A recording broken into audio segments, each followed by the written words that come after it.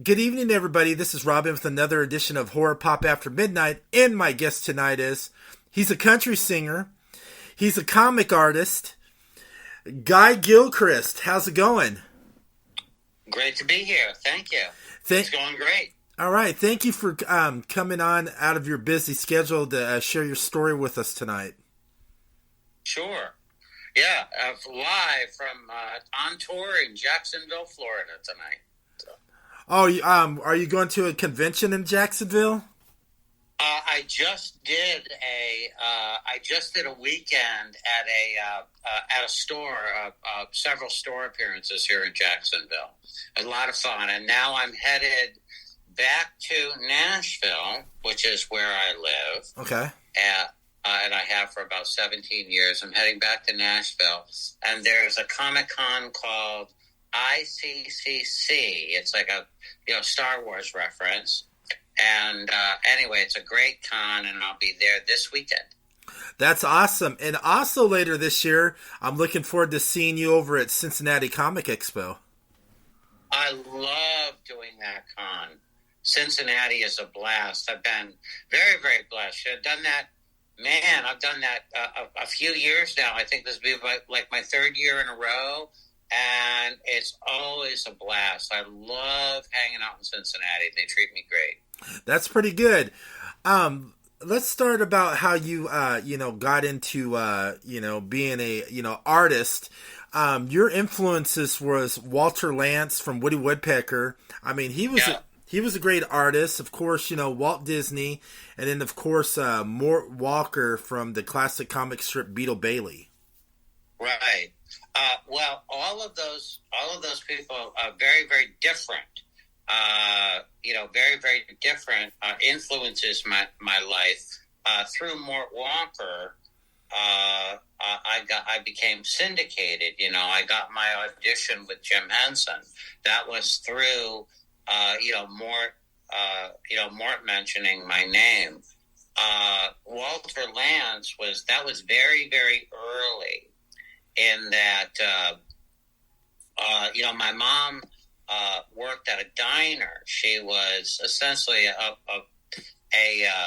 single mom, and she would take me to the diner with her, and I was just a baby, and I would draw the funnies that would be, in the newspaper every day to kind of keep me occupied. And then I would watch the Woody Woodpecker show at 4 o'clock at the appliance store across the street. And Walter Lantz would come on and show us how to draw ovals and turn those ovals and make them move and everything. And I would practice that. Then later on, when I was 10, I sent my artwork to Walter. And the most famous animator in the world wrote me back. Like he wrote back like a 10-year-old boy. And he told me that I had a lot of talent. And if I never quit and I kept on practicing, that someday he thought I was going to become a successful cartoonist. And so this little nothing, from a single mom and everything that, that was just so incredible, so out of this world that really started a fire inside me that burns to this day. So Walter was very important to me. That's pretty good. And then when you were 13, you did 8 pages. You did pencils for a DC Comics series. Well. Okay, hang on. So I was about 12 or 13, and I went to one of the very first Comic-Cons there ever was. And it was at the Hotel Commodore in New York City. This is early 70s, Phil Seuling. I think it was the second Comic-Con there ever was. Mm-hmm. And DC had, they were looking at people. Like, you could stand in line, and they would look at your artwork. Now, I'm like 13 or whatever, okay? So I'm pretty horrible. And but I was trying real hard, doing my best to try to ink like Walt Kelly or Eisner or something like that to get by my terrible drawing skills. Anyway, so they if they thought you were okay, they handed you like a script, okay? Yeah. And it was a Teen Titans script, and you were, I guess, supposed to go home and pencil it. Well, I didn't know anything. So, now this is the Teen Titans, like, Wonder Girl, Speedy, Kid Flash. They have the Dune Buggy, those Teen Titans. And anyway, so I take it home. I try to figure out how big to draw it. I draw it, ink it, letter it, do the whole thing, bring it in, and they're looking at me like, kid, what did you just do? And I'm like, what? Because I just figured they gave me the script, go do it. And anyway, so I'm sure it was horrendous, but they were extremely nice to me, and but I think and they did say the same thing that I got a lot of compliments on my inking and on my lettering, and also the ignorance of not understanding that you're supposed to do the whole thing. Yeah. That there are certain people that do this and do that and whatever. That kind of naivete, that sort of stupidity, it works wonders. It really does. Because, you don't know you're not supposed to do it. Yeah. So they never, ever even complimented me that I used a brush pretty good or that I lettered pretty good. Had I followed directions, I didn't follow directions. Well, you were a teenager. Man, I had no clue. And I was excited as all get out, I love it. You also did the Muppets comic strip from 81 to 86, where it was shown in newspapers from everywhere. How'd you get to be part of that to write, the weekly comic strips? Well, it was a daily comic strip. It was every day. And it was in every country in the world. And we had a daily audience in every language of 80 million people every day. It was a tremendous thing. And it was the most popular comic strip in the world. And I wrote and drew it. The reason I got the job was, again, not really paying attention to the rules. Anyway, Mort Walker knew my artwork from a comic book that I did, a funny animal comic I did for Weekly Reader called Super Colonel. Okay. And he was playing golf with the head of King Features, Bill Yates. And King Features is the biggest syndicate that the syndicate newspaper comic strips around the world. And they were playing golf, and Bill was lamenting the fact that they had a development deal with the Henson folks for about 2 years, and they had tried out a couple of hundred different people, different groups, teams, whatever, to write and draw. They had a comic strip in development based on the Muppet Show, and Jim Henson and his folks, Michael Frith, etc., had not liked anyone. And that these people are crazy, and we don't have anybody left, and we're about to lose this deal. And so Mort said, well, it's a frog and a pig, right? And Bill says, yeah. He says, well, there's this hippie kid. And so I got a phone call, and it was out of the blue, and this is the biggest, comic strip syndicate in the world, and I wanted to be a comic strip artist and writer. I wasn't interested in comic books. I wanted to be, a daily comic strip artist and writer.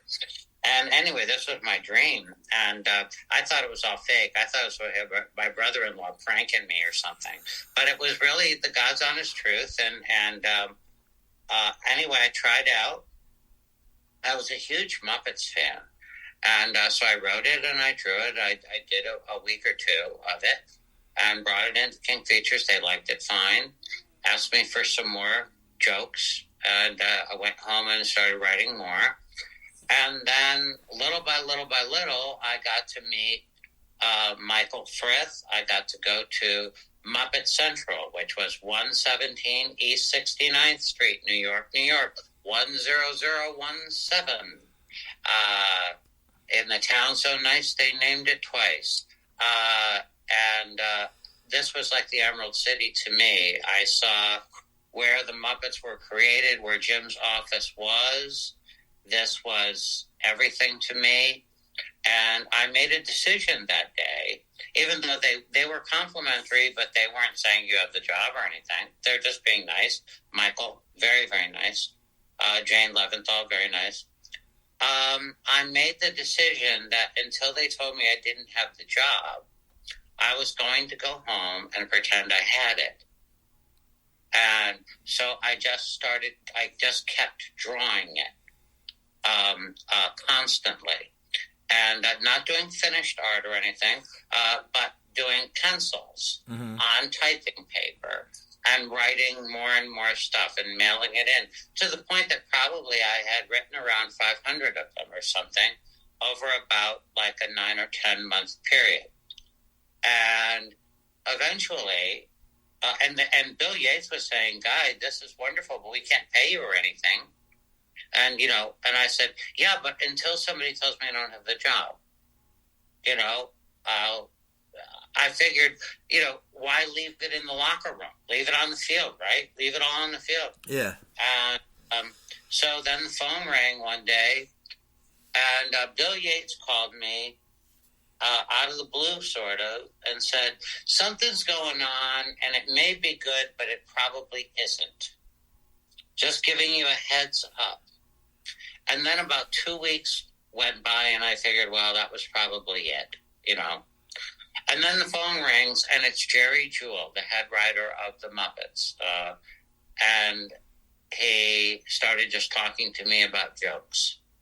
And I was like, what's going on here? And he said, well, didn't Michael call you? You've had the job for a month. Congratulations, I guess. Wow. And, yeah. So they had already assumed that someone had told me that I had the job and all that. And within about a month or so of that, Jim Henson himself got on the Concorde from London, where he was filming. They were doing both. They were doing Caper, Muppet Caper, and also I'm sure working on Dark Crystal. This was late 1980. And anyway, Jim came, and I met with him for the first time, and then I really felt like I had it, and I began working with Jim. It was the greatest honor. It was incredibly scary, to have this sort of responsibility.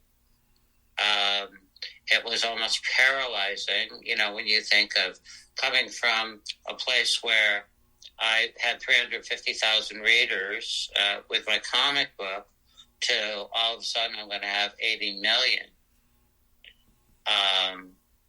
And that's going to be the most famous characters in the world.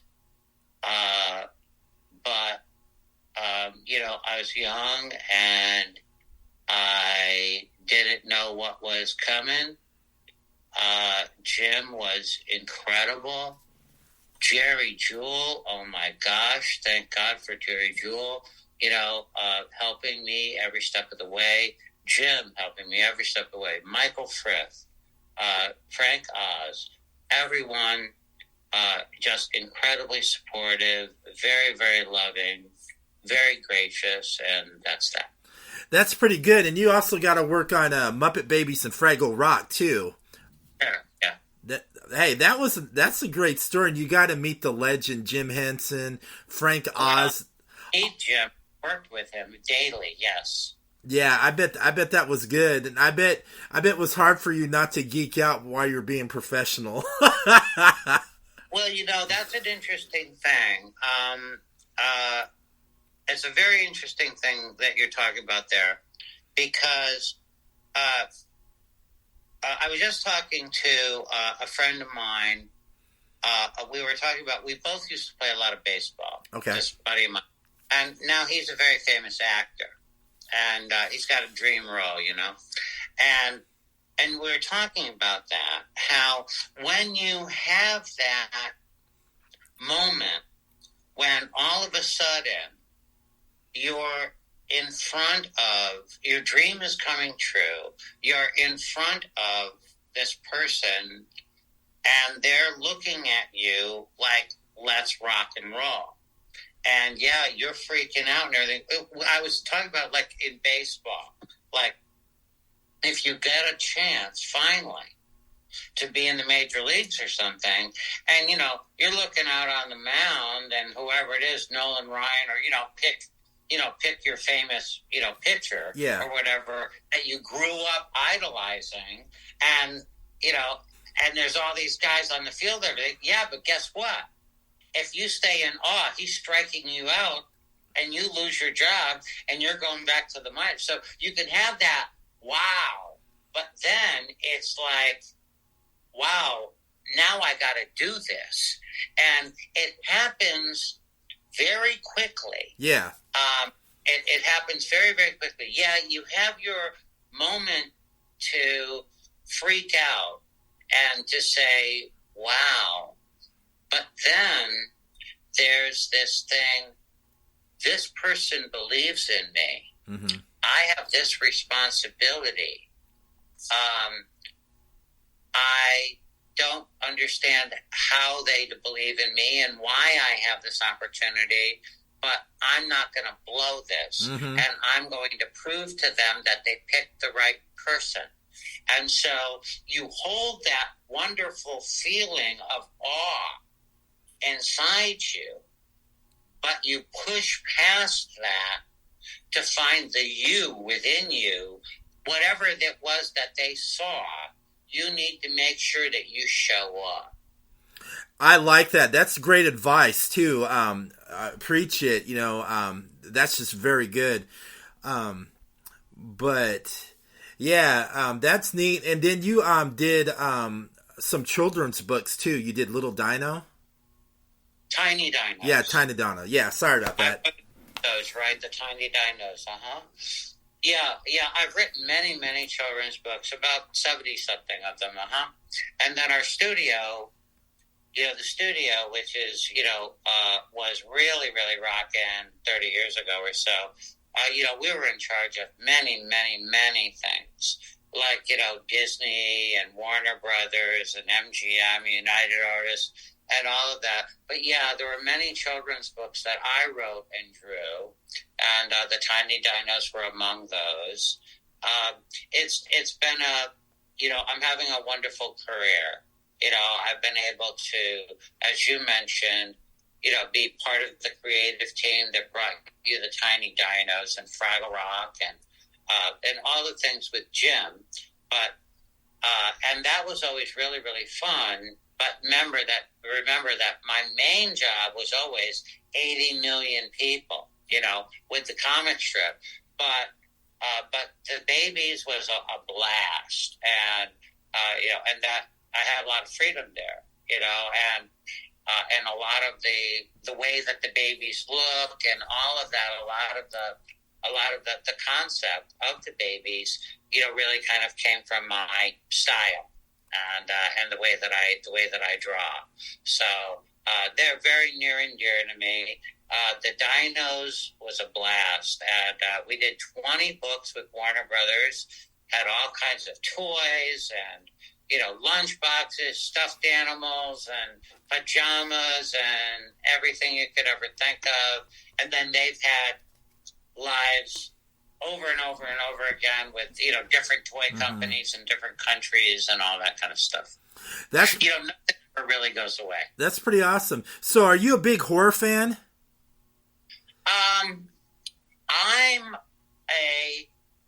I love the Universal monsters. Nice. I'm a huge old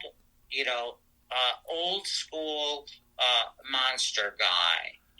And I like all of that kind of stuff, and I'm big on the B movies, from the 50s. Yes.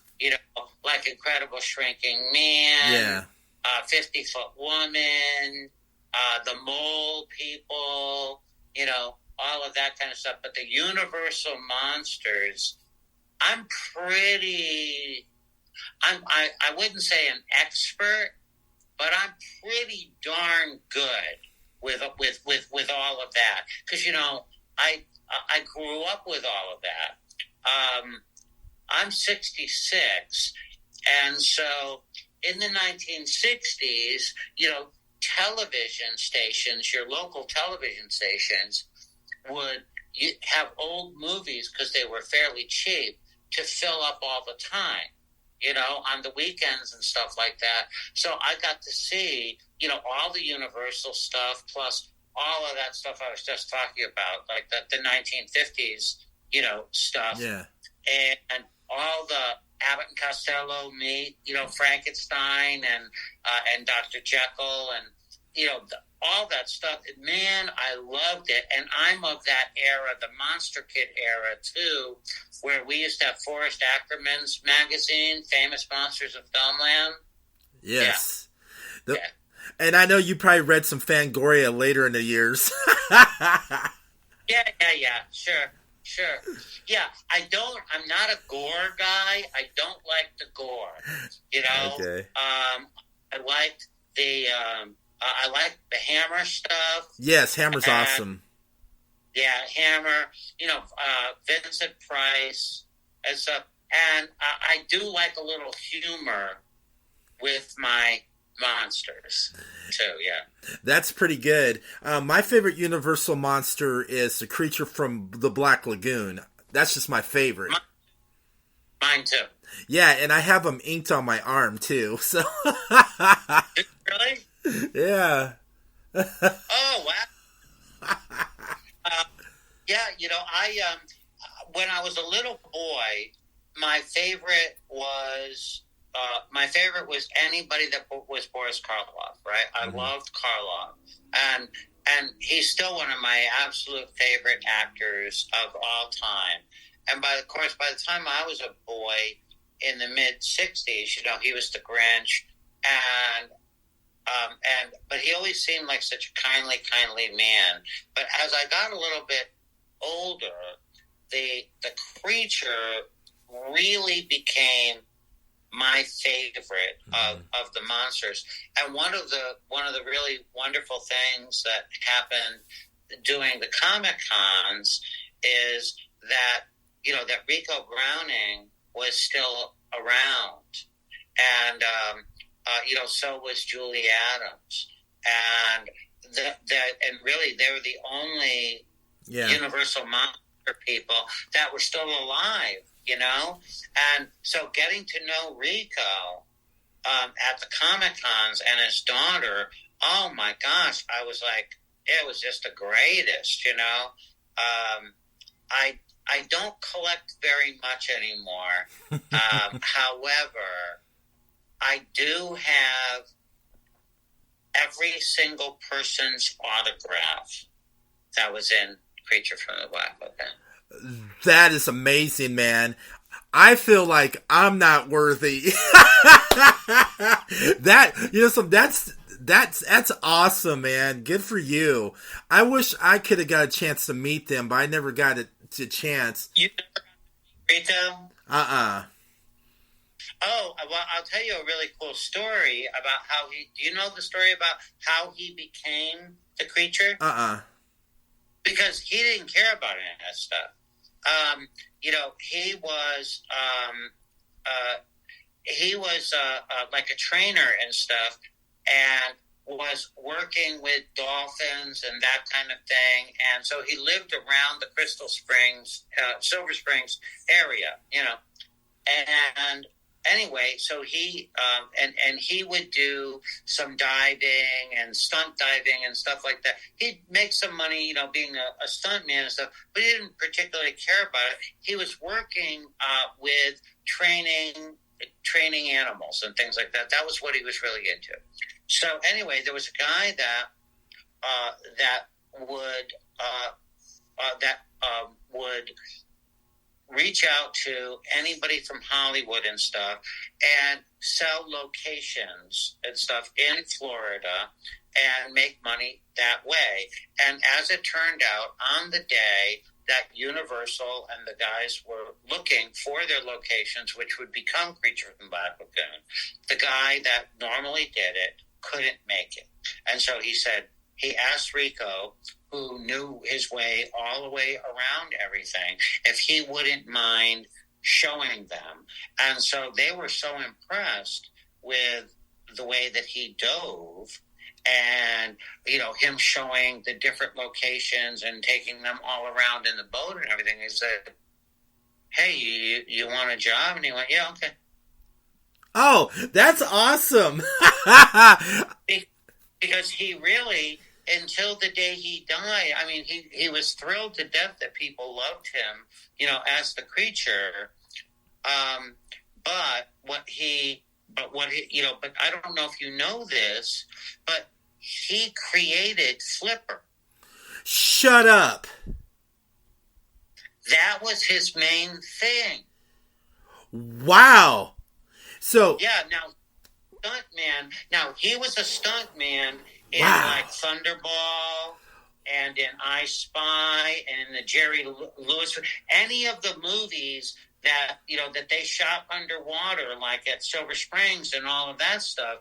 Ricou would do that because he was a very strong swimmer, but his main thing was he created Flipper.